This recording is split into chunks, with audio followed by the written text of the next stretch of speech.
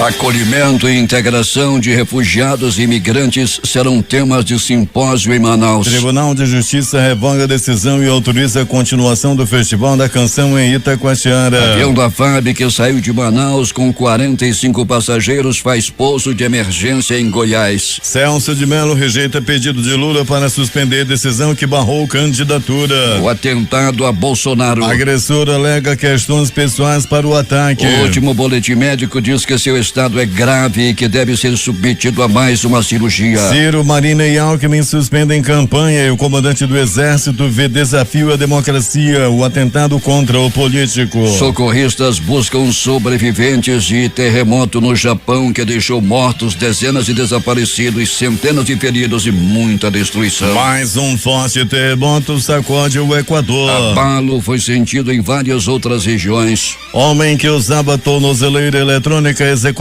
após tiroteio em cemitério indígena. IML fez 48 exames de corpo de delito nas últimas 24 horas. É o Jornal da Manhã que começa agora. Previsão do tempo.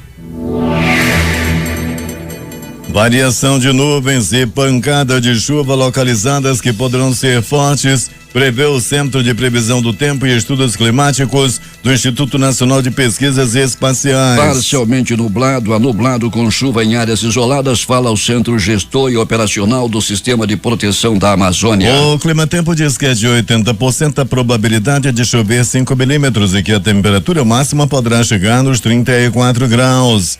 24 graus Celsius, no momento aqui no sítio histórico da cidade, com 84% de umidade no ar. Os ventos estão calmos com 4 km/h de velocidade. É sexta-feira, 7 de setembro.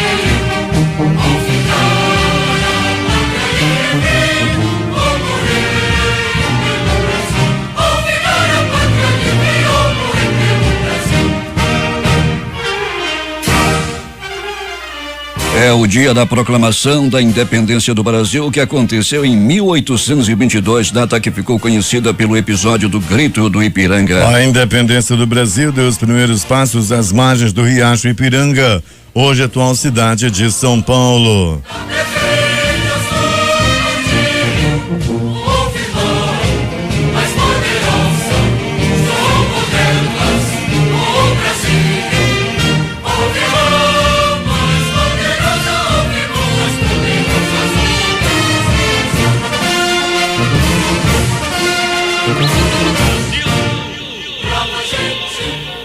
Chegamos aos 250 dias do ano e faltam 115 para terminar 2018. Hoje também é o dia de Santa Regina. Hoje o Negro baixou mais 11 centímetros. Seu nível em relação ao mar estava ontem em 25 metros e 25 centímetros. O aeroporto Eduardo Gomes operava sem restrições nessa madrugada. Passando por reparos, o aeroporto suspende às 4 da manhã todos os voos. 5 horas e 35 minutos.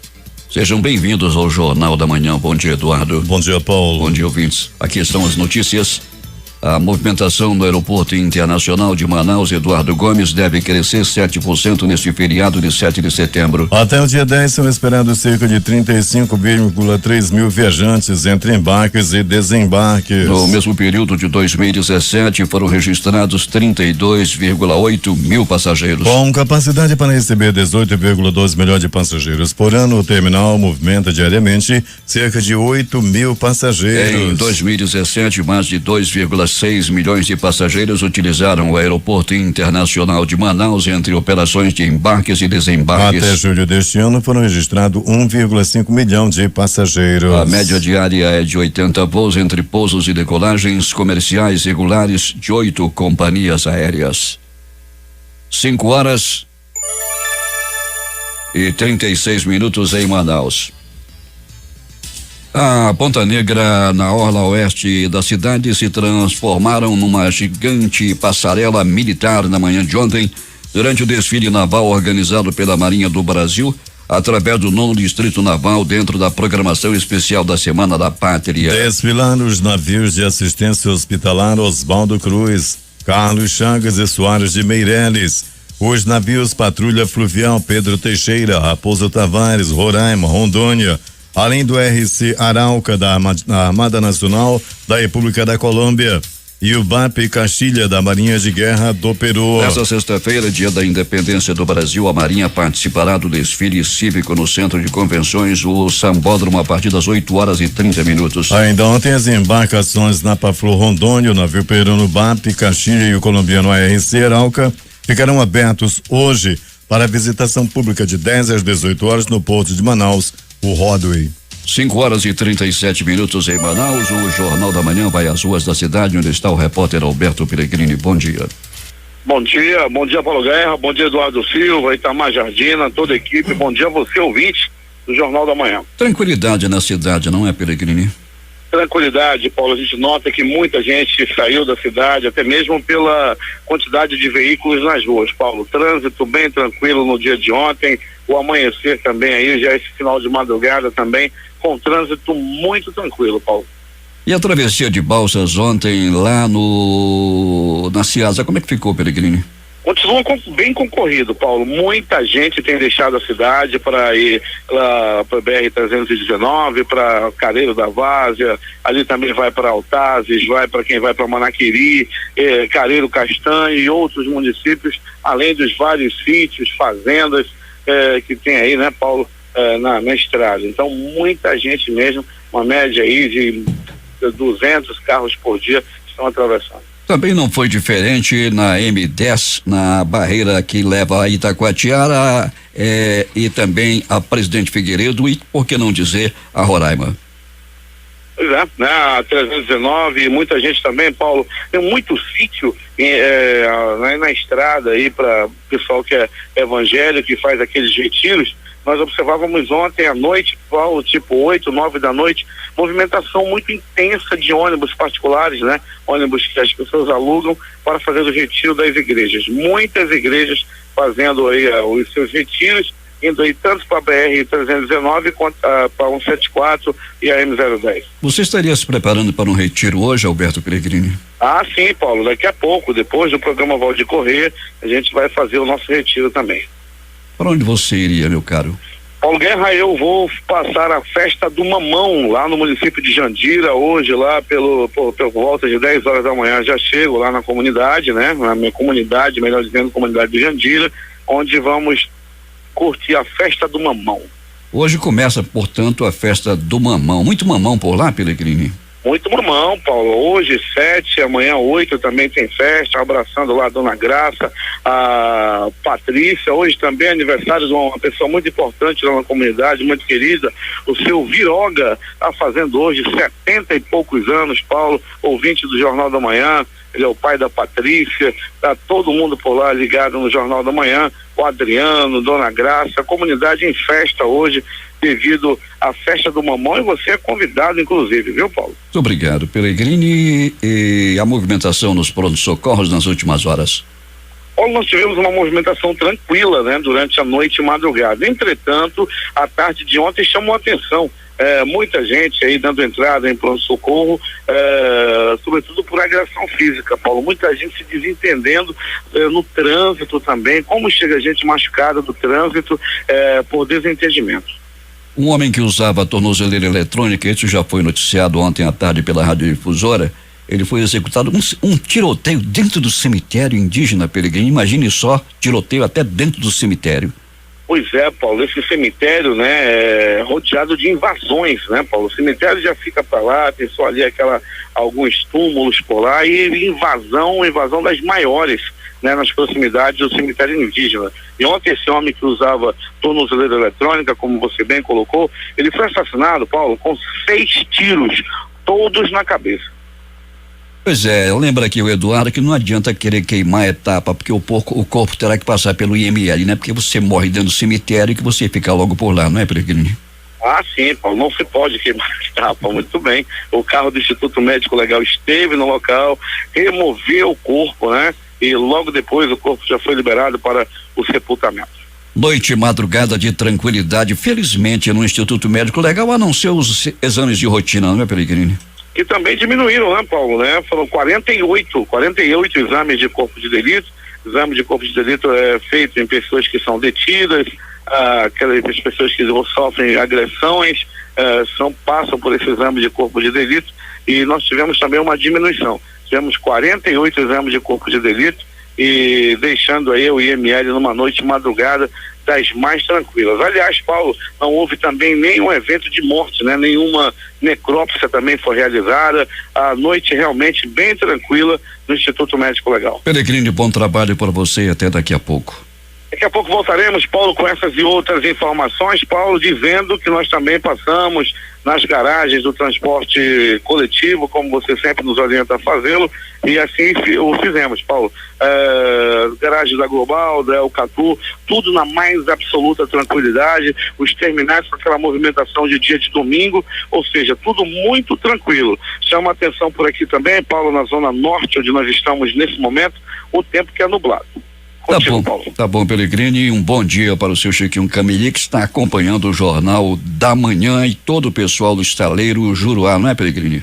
É verdade, Paulo, o seu Chiquinho que optou por não viajar nesse feriado, ficou trabalhando mesmo em Manaus, já está aí a postos nesse momento, acorda cedo todos os dias, ouvindo o Jornal da Manhã, seu Chiquinho Cameli, aí do estaleiro Juruá. Inclusive, Paulo, ele disse que está com saudade de você.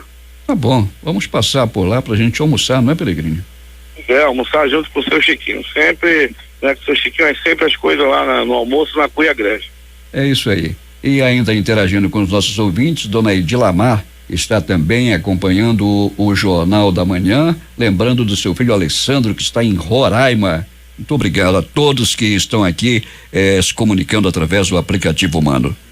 Foi controlado o vazamento de óleo diesel que atingiu parte da bacia do São Raimundo após um rebocador afundar na tarde da quarta-feira. O óleo se espalhou por 1 hectare de espelho d'água. A empresa proprietária do rebocador tem até a próxima segunda-feira, dia 10, para informar aos órgãos ambientais sobre a quantidade de óleo diesel liberada no rio após o acidente. O vazamento foi controlado por funcionários da empresa que utilizaram boias de contenção para evitar que o óleo se espalhasse de acordo com o procedimento de segurança. Uma instituição de ensino do Amazonas ficou pela primeira vez na história entre as 10 primeiras colocadas no Índice de Desenvolvimento de Educação Básica, o IDEB, do ensino médio. A mais bem avaliada no estado pelo indicador do Ministério da Educação foi a escola Idaã, unidade de Djalma Batista. O colégio conseguiu, na avaliação referente ao ano passado, a 9ª colocação com nota 7,6. O Tribunal de Justiça do Amazonas, em uma nova decisão, autorizou nesta quinta-feira a continuidade do 33º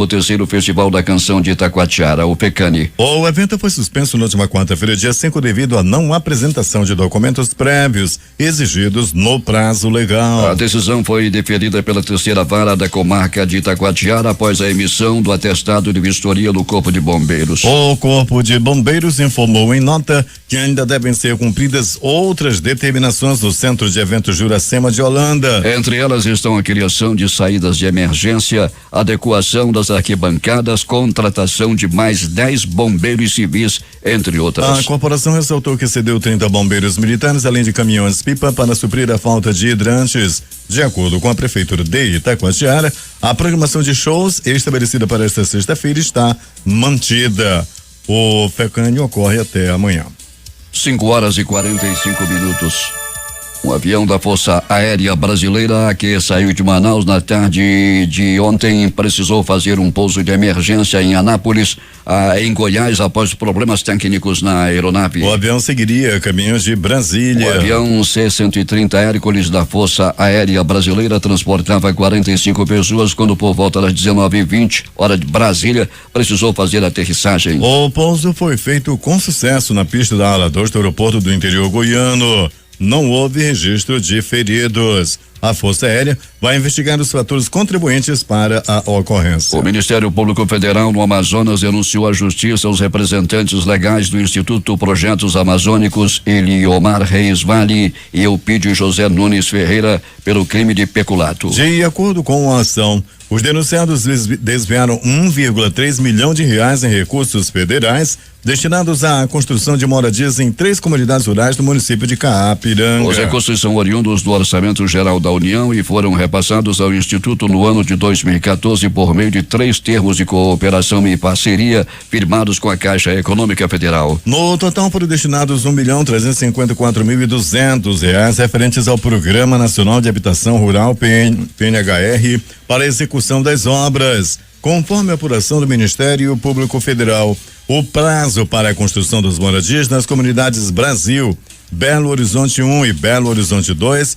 prevista nos termos de cooperação, era de 12 meses, com início em 26 de agosto de 2014. No entanto, relatórios de inspeção produzidos um mês antes do término do período constataram que porcentagens mínimas das obras haviam sido executadas. Esses percentuais correspondem a, respectivamente, 3,34%, 1,43% e 15,91% do que deveria ter sido efetivamente entregue nos 3 locais. E de acordo com a Caixa Econômica Federal, o programa prevê o repasse de um total de 4,5 milhões em recursos públicos. A primeira parcela, no valor de 1,3 milhão, foi concedida aos representantes do Instituto a título de antecipação. Um segundo repasse seria feito mediante a comprovação da devida aplicação da primeira parte da verba federal recebida, o que não aconteceu. Manaus vai sediar no próximo dia 18 o simpósio Refugiados e Imigrantes no Amazonas, como acolher e integrar. O evento, aberto ao público, pretende reunir representantes da sociedade civil, autoridades, servidores públicos, estudantes, jornalistas, gestores e equipes de abrigos e integrantes de comitês de acolhida e de grupo de trabalho sobre empregabilidade para debater a necessidade de se estabelecer uma política local de integração para refugiados e migrantes. O simpósio vai acontecer na Escola Superior da Magistratura do Amazonas, na André Araújo, a partir das 8h30. A atividade é realizada pela Rede de Capacitação a Refugiados e Migrantes em parceria com o Comitê Realizador Local, formado pela Procuradoria da República do Amazonas, Ministério Público do Trabalho no Amazonas, Defensoria Pública da União no Amazonas, instituições públicas envolvidas no processo de atenção ao refugiado ou migrante e organizações não governamentais. 5h48. 6 estados brasileiros não receberam nenhuma visita dos candidatos à presidência da República nas primeiras 3 semanas de campanha.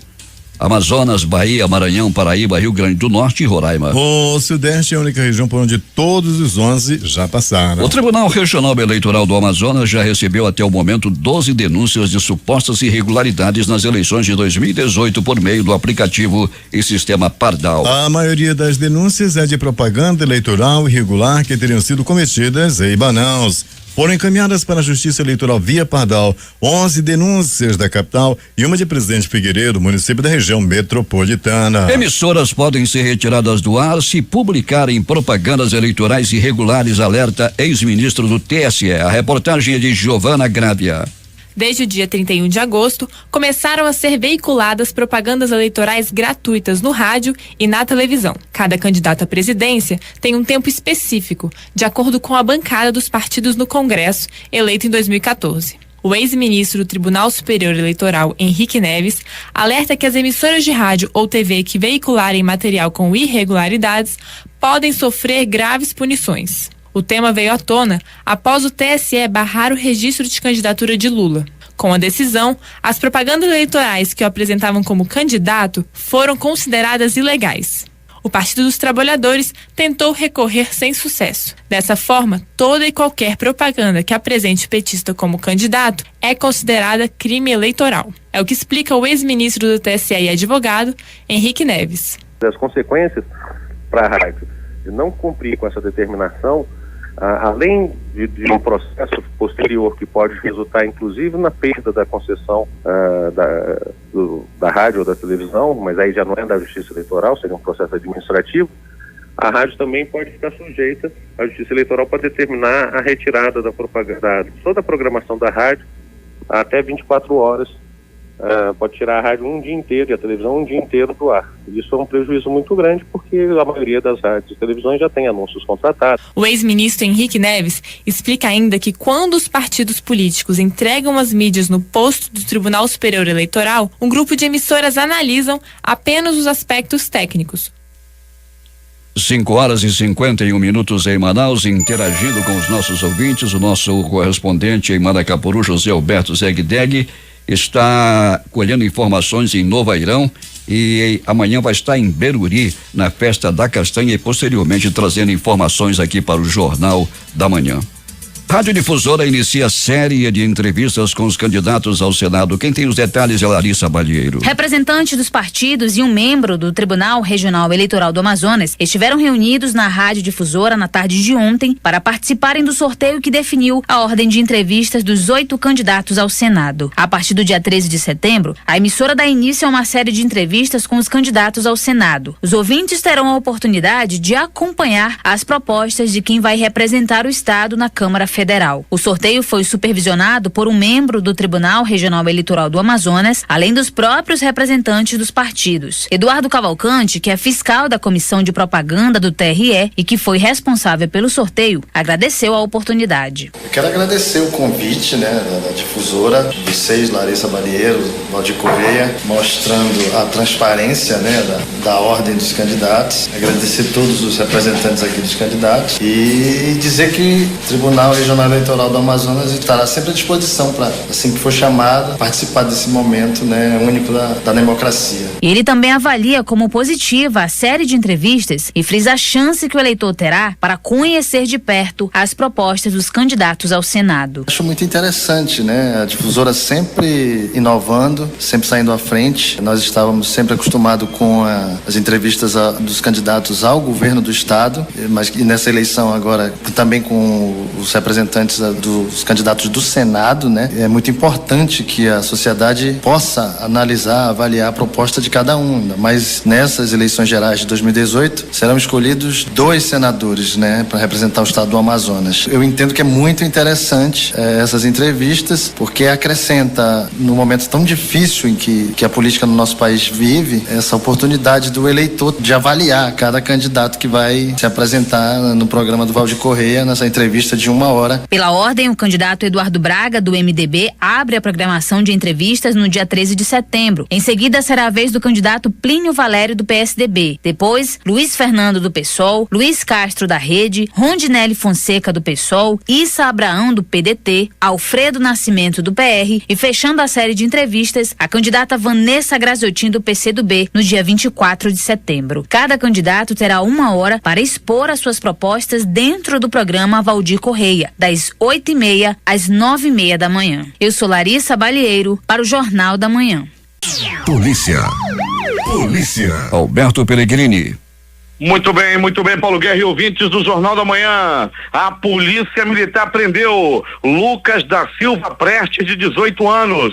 Ele estava, Paulo Guerra e ouvintes do Jornal da Manhã, com 3 tabletes de média de uma quantidade boa de cocaína. Uma pistola de 40 milímetros, além aí, Paulo Guerra e ouvintes do Jornal da Manhã, de uma balança de precisão. A prisão aconteceu na rua Balbina Cordeiro, no conjunto Eldorado, no bairro do Parque 10.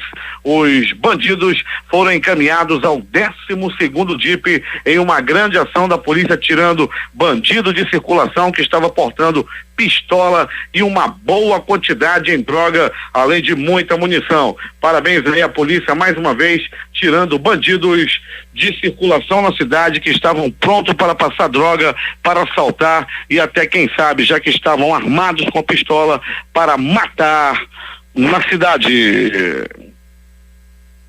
Pronto-socorro, 28 de agosto, movimentação tranquila durante toda a noite e madrugada, com apenas 4 atendimentos no pronto-socorro João Lúcio. A movimentação também foi considerada das mais tranquilas. Uma pessoa deu entrada vítima de agressão física, era por volta de 21h30. Não se sabe ainda por qual motivo ele apanhou, nem tampouco quem foi que o agrediu. Ele deu entrada assim, meio grogue, foi levado praticamente desacordado para a unidade de politrauma do pronto-socorro João Lúcio. Ainda do pronto-socorro João Lúcio, uma vítima de queda de motocicleta. Paulo Guerra e ouvintes, é grande, mas é muito grande o setor de pessoas que entram, né, com traumas por motocicleta. Muita gente ficando inválida, outros estão aí morrendo. Lembro que na semana passada houve um acidente envolvendo aí o Queiroz, uma pessoa muito conhecida ali no Conjunto Canarana, ali do salão do Natan, da barbearia do Natan, uma pessoa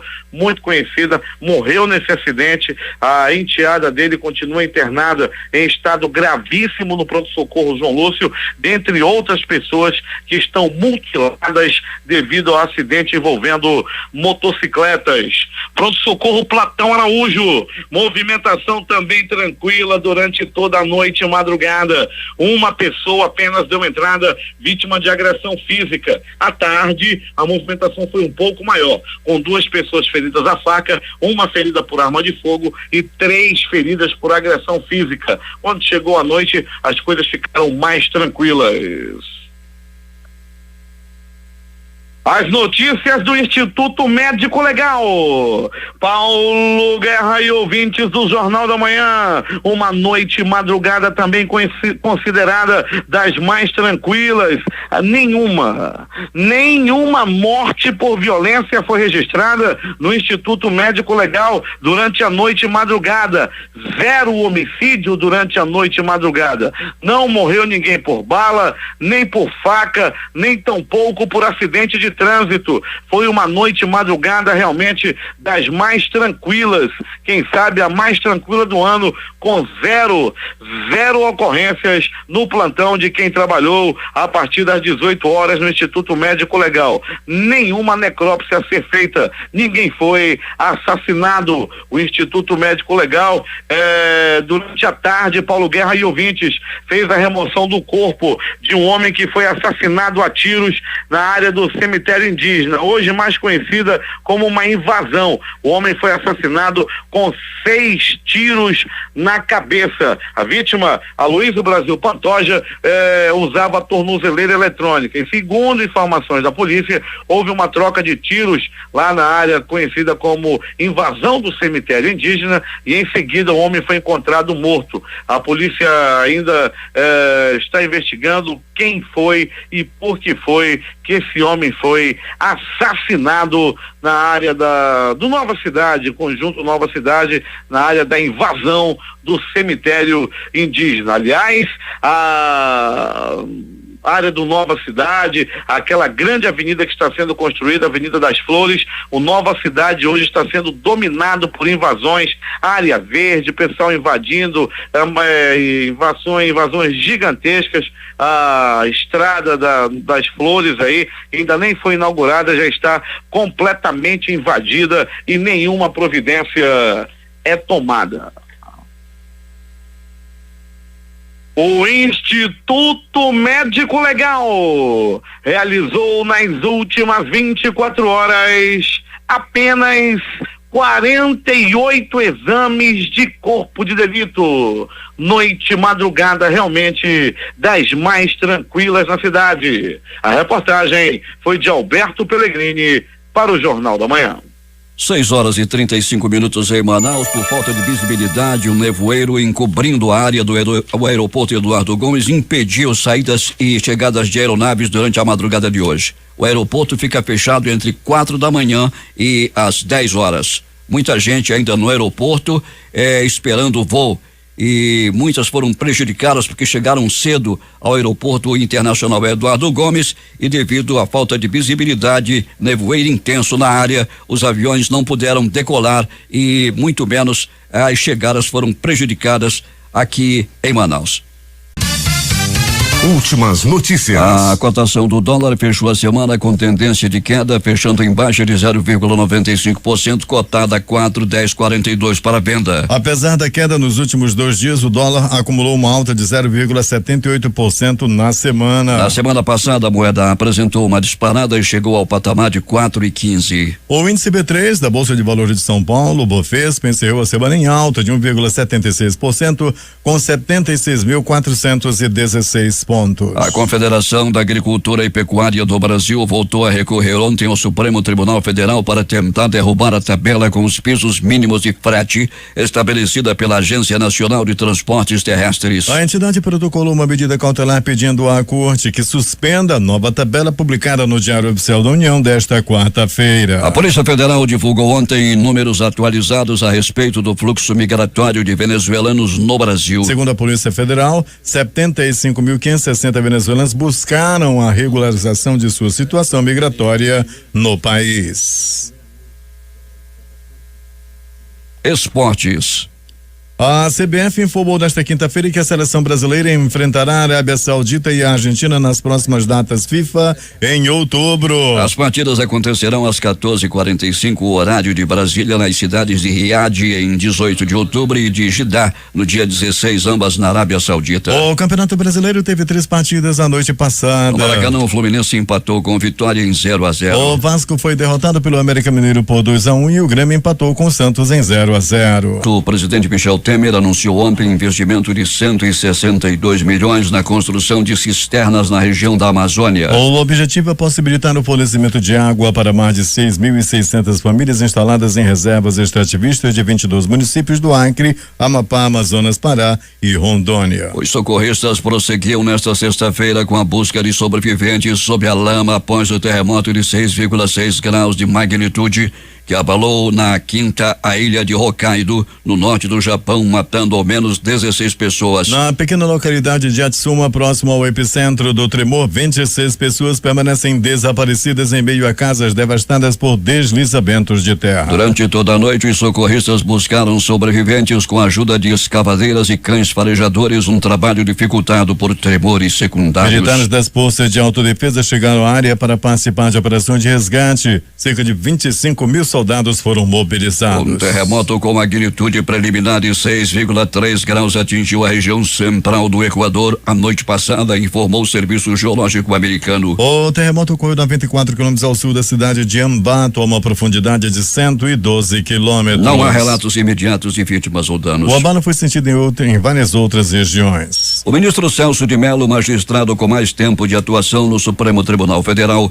rejeitou ontem pedido da defesa do ex-presidente Luiz Inácio Lula da Silva para suspender a decisão do Tribunal Superior Eleitoral que barrou a candidatura dele. Segundo o ministro, não é possível suspender a decisão porque o recurso apresentado contra a medida ainda não chegou efetivamente no STF. A troca de Luiz Inácio Lula da Silva por Fernando Haddad como cabeça de chapa presidencial do PT será feita entre segunda e terça-feira, depois de mais uma visita do atual candidato a vice ao ex-presidente preso em Curitiba, em que Lula deve apresentar uma carta para ser lida a seus eleitores, ungindo Haddad como substituto e Manuela Dávila do PCdoB como candidata a vice, disseram a Reuters fontes que acompanham o tema. O candidato a vice-presidente da República, Fernando Haddad, afirmou nesta quinta-feira ao Globo News que não continuará na chapa do PT se o partido decidir indicar outro nome como candidato à presidência. A Polícia Mineira confirmou a noite passada que Adélio Bispo de Oliveira, de 40 anos, servente de pedreiro, responsável por esfaquear o presidenciável Jair Bolsonaro no início da tarde de ontem, em Juiz de Fora, alegou ao prestar depoimento à polícia que agiu motivado por questões pessoais. A Santa Casa informou em nota que Jair Bolsonaro foi avaliado por uma junta médica no final da noite desta quinta-feira e a conclusão foi que o candidato do PSL à presidência nas eleições 2018 não tem condição de ser transferido de unidade neste momento. A família pretende transferir o candidato para o Hospital Sírio-Libanês em São Paulo. Uma nova avaliação será feita pela junta formada por 5 médicos, 2 da Santa Casa e 3 do Sírio-Libanês no início da manhã de hoje. Nesta madrugada, o filho do presidente Flávio Bolsonaro visitou visitou o pai no hospital e disse que ele está se recuperando bem. Jair Bolsonaro, do PSL, não deverá receber alta hospitalar antes de uma semana ou 10 dias, disse em coletiva de imprensa na noite de ontem o médico Luiz Henrique Borsato, da Santa Casa de Juiz de Fora. Ele foi um dos cirurgiões que operou o candidato. Segundo o último boletim médico, o político é considerado um paciente grave que está submetido a cuidados intensivos. Os médicos fizeram uma colostomia temporária, procedimento que conecta o intestino a uma bolsa fora do corpo, evitando que as fezes passem e possam causar uma infecção no local onde foi tratada a perfuração. Ele deve ser submetido a outra operação futuramente para reverter a colostomia. Em um vídeo gravado na Santa Casa de Juiz de Fora e divulgado pelo site O Antagonista ainda há pouco e nas redes sociais, pelo senador Magno Malta, do PR, o candidato do PSL à presidência, Jair Bolsonaro, aparece falando pela primeira vez após o ataque que sofreu. Ele diz que nunca fez mal a ninguém e que se preparava para os riscos da campanha eleitoral e agradeceu ao corpo médico.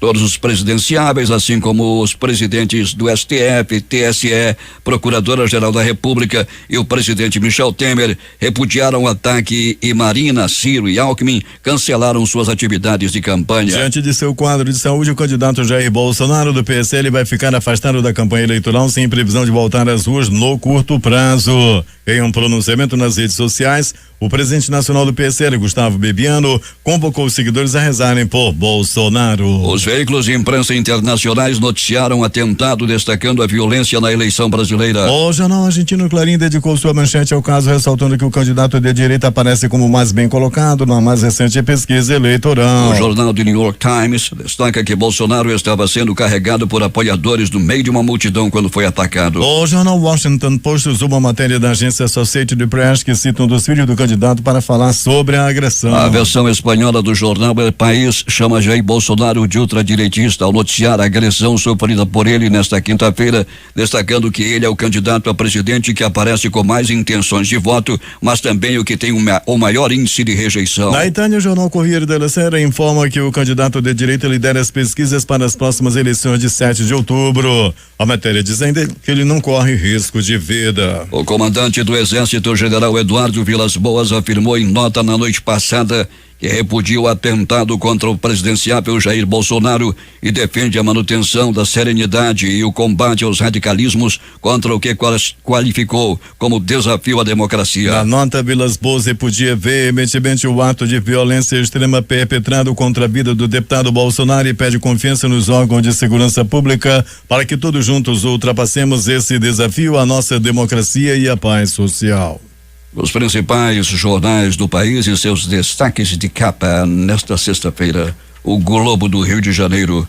Presidenciáveis cancelam a agenda de campanha em solidariedade a Bolsonaro. Folha de São Paulo. Dilma lamenta ataque a Bolsonaro e diz: quando se planta ódio, você colhe tempestade. O Estado de São Paulo. Bolsonaro consciente e sem sequelas, segundo médicos. Planalto Central, capital da República, Correio Brasiliense. Polícias civis e militares oferecem 3.840 vagas e salários de até 23.900. Valor econômico. Presidência gasta 816 mil com desfile de 7 de setembro. Estado de Minas. Anastasia amplia vantagem na liderança da disputa em Minas, segundo pesquisa Ibope. Jornal do Comércio do Recife. Cirurgia deve afastar Bolsonaro da campanha do primeiro turno. Fortaleza Diário do Nordeste. Não há plano B. Nosso candidato é Bolsonaro, diz Janaína Pascoal. 0 Hora Porto Alegre. Casal de advogados é condenado por desvios que chegam a 250 mil do Judiciário Gaúcho. Brasil Econômico. Captação da poupança chega a 5,8 bilhões em agosto, a maior para o mês. Edições impressas locais. Jornal do Comércio. Manaus é a quinta capital em inadimplência. A crítica. Bolsonaro, presidenciável, esfaqueado, ataque a candidato. Polícia Federal apura motivação. Em tempo. Democracia apunhalada. Termina aqui o Jornal da Manhã. Participaram desta edição reportagens Larissa Balheiro e Alberto Pellegrini. A operação de áudio de Itamar Jardina e Hamilton Cabral. A apresentação Eduardo Silva e Paulo Guerra.